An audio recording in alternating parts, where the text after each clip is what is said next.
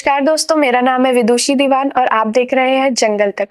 आज जंगल तक में हमारे साथ विशेष अतिथि जुड़े हैं अक्षय अलकरी जी। अक्षय अलकरी जी पर्यावरण संरक्षण गतिविधियों से जुड़े हैं, साथ ही साथ नेचर क्लब और पर्यावरण प्रहरी के भी मेंबर हैं और वेस्ट मैनेजमेंट पर भी काम कर रहे हैं। सर, आपका हमारे चैनल में स्वागत है।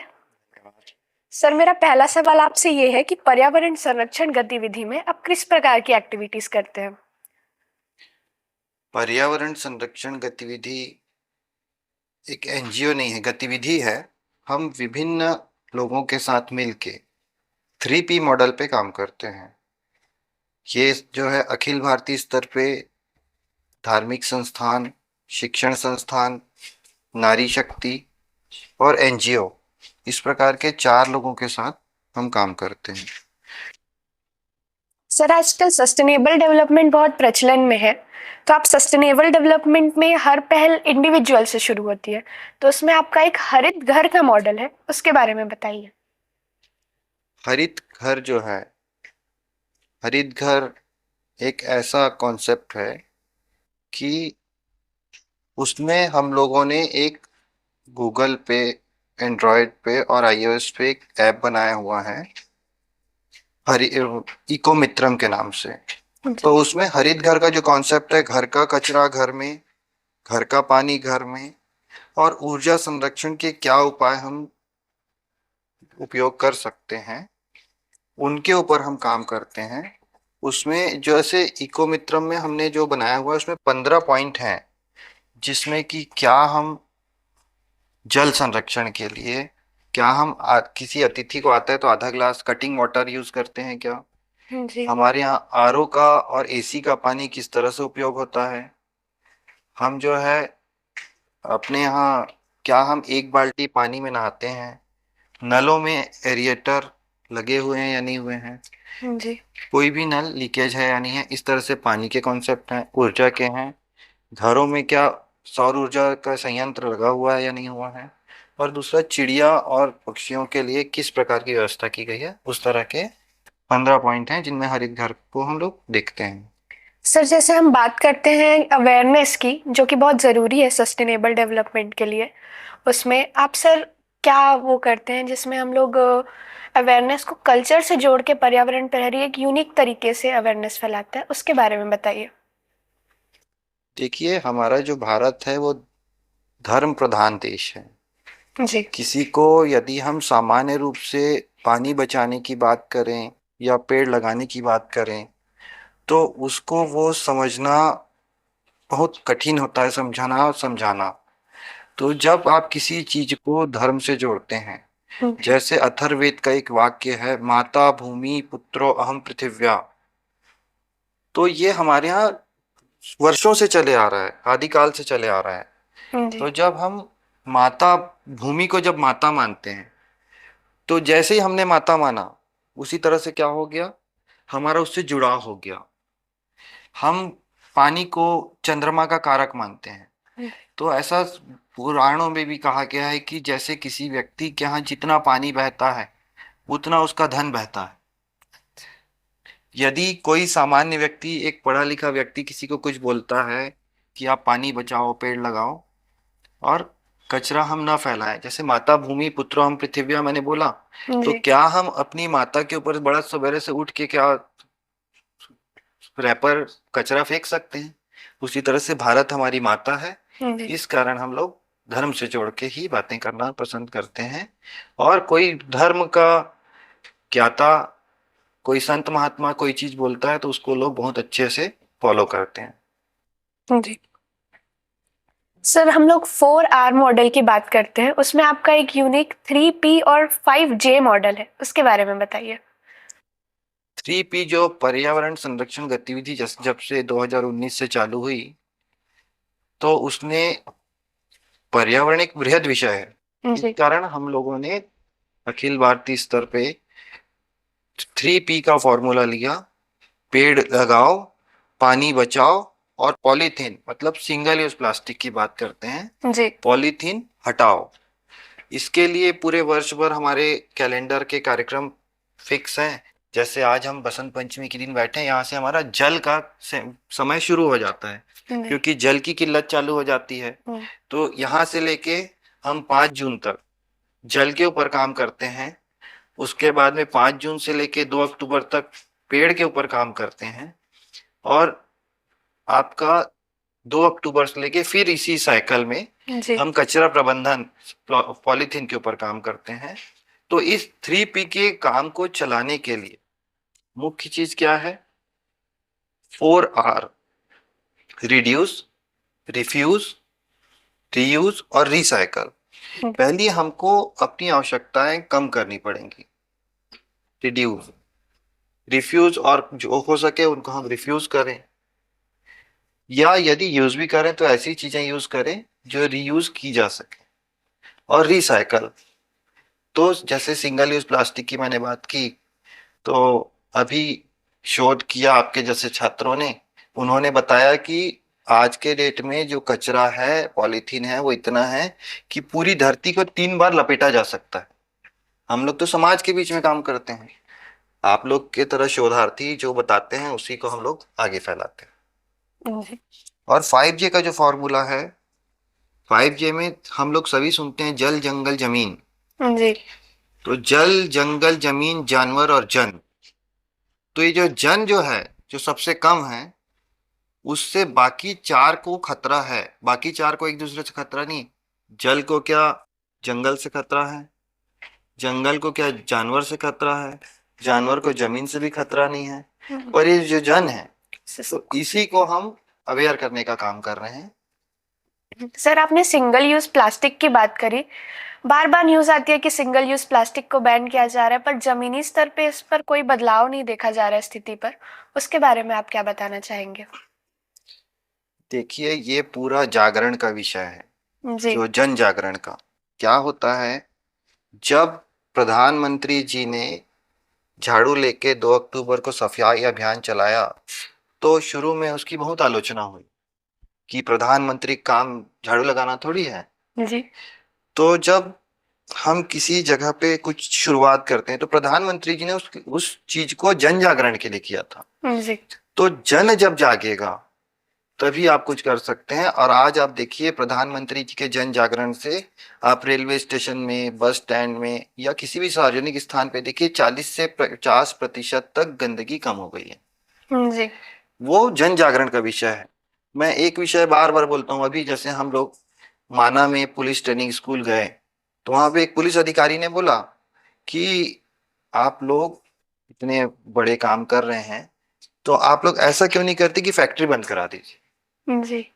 तो आपकी जानकारी के लिए बताता हूँ कि सेंट्रल पॉल्यूशन कंट्रोल बोर्ड ने 140 के आसपास ऐसी सामानों की सूची जारी की कि ये डिस्पोजल, ग्लास, प्लेट, चम्मच, इस तरह की उन्होंने प्रतिबंधित सूची जारी की आज से 2022 में। परंतु आप बदलाव यहाँ पे जमीनी स्तर पे नहीं है। उसका कारण यह है कि हम खरीदने स्वयं जा रहे हैं। यदि हम नहीं खरीदेंगे तो वो बिकेगा ही नहीं। तो ये पूरी तरह से जन जागरण का विषय है। सर, जैसे आप वेस्ट मैनेजमेंट पे काम कर रहे हैं, तो आप फील्ड विजिट पे जाते हैं, तो जो वेस्ट मैनेजमेंट के अभी के मॉडल है उसमें क्या सकारात्मक बदलाव किए जा सकते हैं? देखिए, आप थोड़ा सा पहले जाएंगे पुराने समय में, हर व्यक्ति जी। जो है दूध लेने जाता था तो केन लेके जाता था। यदि वो वहां जाता था सब्जी लेने तो थैला लेके जाता। परंतु हम जो है सुविधा भोगी हो गए। जी। सुविधाओं को किसी भी प्रकार से, मैं बार बार वही बोलता हूँ कि जन जागरण का विषय है। आप सरकार का मुंह ताकेंगे तो सरकार के अधिकारी और कर्मचारी और सरकार की योजना बनाने वाले सिर्फ योजना बना सकते हैं। उसको धरातल पे लाने का काम हम सबको मिलजुल के सामूहिक प्रयासों से ही किया जा सकता है। जी। सर, वेस्ट मैनेजमेंट की जब आप बात करते हैं तो उसमें एम्प्लॉयमेंट अपॉर्चुनिटीज कैसी है? वेस्ट मैनेजमेंट एक ऐसा विषय है कि एक सामान्य व्यक्ति जो है उसको नहीं करना चाहता है कि गंदा काम है। जी। जबकि आपको मैं यदि आंकड़े की बात करें तो आप लोग भी जानते होंगे, इंदौर जो है एशिया का सबसे साफ शहर इस वर्ष घोषित हुआ। जी। उसके पीछे कारण क्या है? उसके पीछे कारण है कि जब आप वहां पे जाएंगे तो वहां के नगर पालिक निगम को 3 करोड़ रुपए प्रति माह वेस्ट मैनेजमेंट वेस्ट से आय होती है। तो कोई व्यक्ति यदि आपको कुछ राशि दे रहा है तो अपने लिए भी रख रहा होगा। 4 करोड़ रुपए प्रति वर्ष उसको कार्बन क्रेडिट से मिलता है। अच्छा। तो जब वहां के अधिकारियों से बात हुई तो हम मॉडल देखने गए थे जब, तो उन्होंने बताया कि अब हम लोगों को वर्मी कंपोस्टिंग के लिए मना कर दिए, अपने घर में कंपोस्टिंग मत करिए, अन्यथा हमारा जो बायोगैस प्लांट है वो नहीं चलेगा। जी। और किसी भी चीज को जब आप रोजगार से जोड़ेंगे तो हम्म। सकारात्मक परिणाम आपके पास आएंगे। आप लोग देखिए कि जैसे आप लोग कान्हा गए होंगे या जी। बांधवगढ़ गए होंगे, वहाँ के ग्रामीण बहुत जागरूक हैं। गाइड, आपका गाइड हो गया, टैक्सी जो जिप्सी ड्राइवर हो गया, जी। उसको मालूम है यदि यहाँ गंदगी हो गई तो पर्यटक आना बंद हो जाएंगे और हमारी आय बंद हो जाएगी। बिल्कुल। तो हमको जब किसी चीज को आप धन से जोड़ते हैं जी।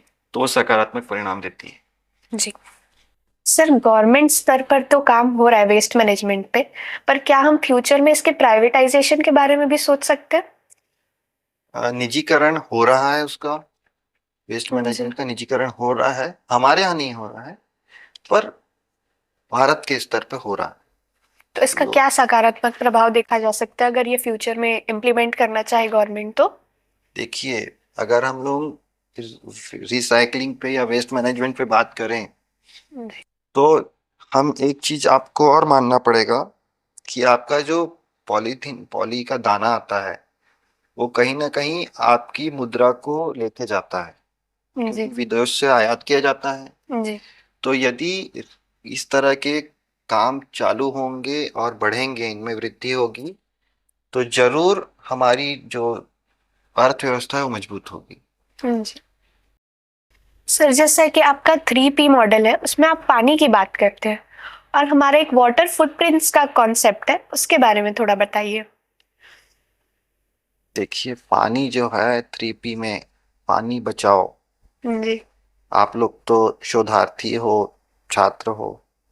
पानी एक ऐसी चीज है, आप लोग कोई भी व्यक्ति उसकी सबको फॉर्मूला पता है। आप लोग विज्ञान के छात्र हो, H2O। H2O, पर उसकी जी। आज तक कोई फैक्ट्री नहीं लगी और न लगाई जा सकती। शायद अभी कोई शोध चल रहा हो तो चल रहा हो, पर पानी की फैक्ट्री नहीं लगाई जा सकती, है ना। तो क्या है कि मैं फिर वही धर्म पे आ जाता हूँ।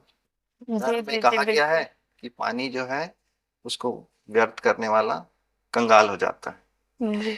आपने देखा जब कोविड का समय था तो कोई भी व्यक्ति जो है, ये बताइए कि किसी ने जाके ये बोला कि ये पेड़ महाराज धन्यवाद, आपके कारण मैं जिंदा हूँ। कई लोग मरे किस कारण से? ऑक्सीजन की कमी के कारण से, जी, बिल्कुल। है ना।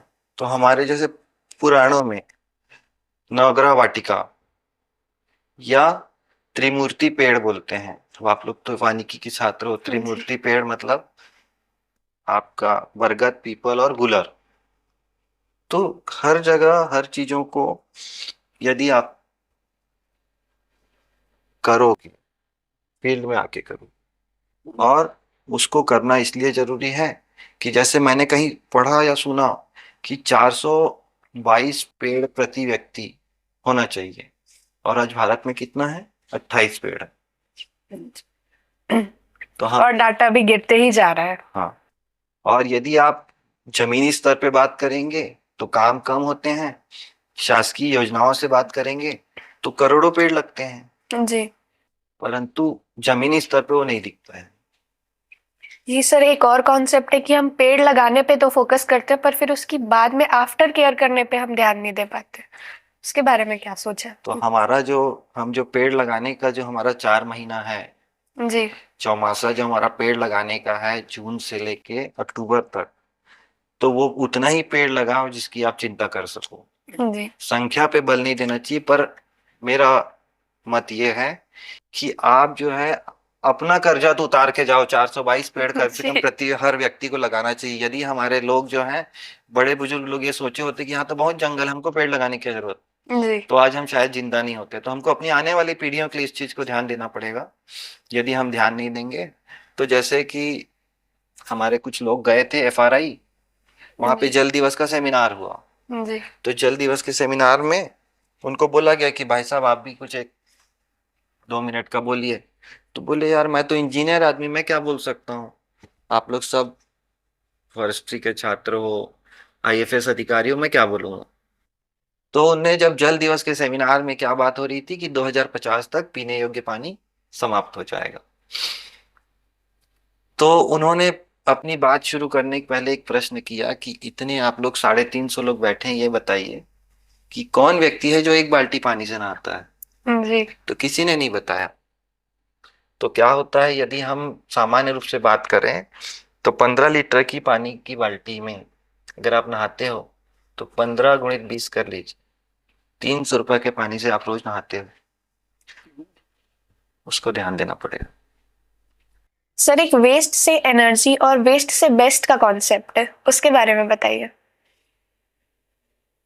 देखिए जैसे हमारा एक वेस्ट से बेस्ट की जो बात कर रहे हैं जी। हम लोग, एक इको ब्रिक जो है, हाँ, इको ब्रिक का कॉन्सेप्ट है। इको ब्रिक जो है 1 लीटर की बोतल में जो सिंगल यूज प्लास्टिक है, जो बाय डिफॉल्ट आपके पास आता है, आप जी। नहीं लेते हो तो भी आता है, बिल्कुल। उसमें जब आप उसको भरते जाएंगे तो वो जो है 1 लीटर की बोतल में लगभग 300 ग्राम प्लास्टिक आता है और वो एक ब्रिक की तरह टाइट हो जाता है। उसका उपयोग एक तो रिसाइकल हो जाता है क्योंकि उसमें सिंगल यूज प्लास्टिक उसके अंदर चल देता है, जी। और दूसरा वो जो इको ब्रिक है वो एक ऐसी चीज है जिसकी पॉलीथीन को अगर जमीन में फैला दिया जाए तो वो 100 वर्ग फुट भूमि को प्रदूषित करता है। जी। साथ ही साथ मिट्टी को भी वो नुकसान पहुंचाता है। 100 वर्ग फुट भूमि में फैलेगा वो। जी। और वो तो जिन है, जैसे जिन को काम नहीं दिया जाएगा तो वो आपको मार देगा, उसी तरह प्लास्टिक है, आप रहो ना रहो प्लास्टिक जो है हजारों वर्षों तक रहेगा। जी। सर, जैसे कि आपने इको ब्रिक के बारे में बताया, हमारे यहाँ भी इको ब्रिक पे काम चल रहा है और हम लोग खुद इको ब्रिक बनाते हैं और उससे बहुत सारी नई क्रिएटिव चीजें बनाने की कोशिश करते हैं। बहुत बढ़िया। ये जो काम है, पर्यावरण का जो काम है, जी। ये भगवान का काम है। कैसे भगवान का काम है? पुराने समय में सुने होंगे, क्षिति जल पावक गगन समीरा, जी। पंच तत्व से बना शरीरा। तो पंच तत्व से, पंच महाभूत से जो शरीर बनता है उसमें क्या क्या आता है? भूमि, गगन, वायु, अग्नि और नीर। जी। ये सब के पहले वर्ड को निकालेंगे तो भगवान का काम होता है, भगवान बनता है। जी। भूमि से भ, गगन से ग, वायु से व, अग्नि से आ और नीर से ना। तो जी। यदि आपने भगवान देखा हो या ना देखा हो, मैं साक्षात भगवान आपको दिखा दिया। जी, बिल्कुल। सर, जैसे कि हम बात करते हैं वेस्ट के बारे में, हम कैटेगराइज करते हैं सॉलिड वेस्ट, लिक्विड वेस्ट। अभी हाल ही में ई वेस्ट में बहुत बढ़ोतरी देखी जा रही है, उसके बारे में बताइए। उसके ऊपर भी हम लोग काम कर रहे हैं। हमारे कुछ लोग हैं जो ई वेस्ट पे काम करते हैं जी। और जल्द ही हम अपने राज्य में भी उसको चालू करेंगे। थैंक यू सर, हमको अपना वैल्यूएबल टाइम देने के लिए। ऐसे ही हमारे साथ बने रहे और हमें सपोर्ट करते रहे, और ऐसे यूजफुल वीडियोस देखने के लिए बने रहे जंगल तक के साथ। धन्यवाद।